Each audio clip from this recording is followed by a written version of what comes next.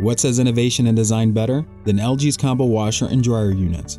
This sleek and quaint unit has the ability to do both, wash and dry. In this video, we will show you how to properly use the dry function on your LG washer dryer combo unit. This smart combo unit is equipped with a feature that detects load size. So when using the dryer cycle, keep in mind that time will be added to your dryer cycle because it's including a spin cycle. It's important to note that the spin speed option should be off to operate the dry only feature. Let's start by powering on the unit, and without touching the washer selector knob, go directly to the dryer knob. Select your dryer cycle. Press the spin speed selection button until all the indicator lights turn off.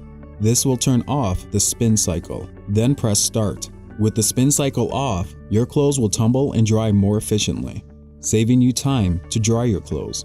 Caution: turning the washer knob before or after selecting your dryer cycle will overwrite the dry only feature on your combo unit and turn the dryer cycle off. When selecting time on your dryer cycle, shown here as 30, 60, and 120, remember, the display will show a varied time to account for the load size as it wants to add a spin cycle to your dryer setting.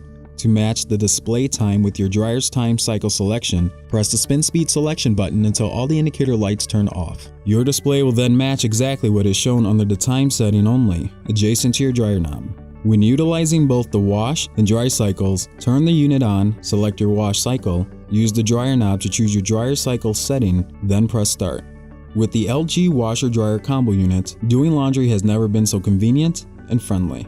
Thank you for watching our customer support video. We hope you enjoy your LG experience.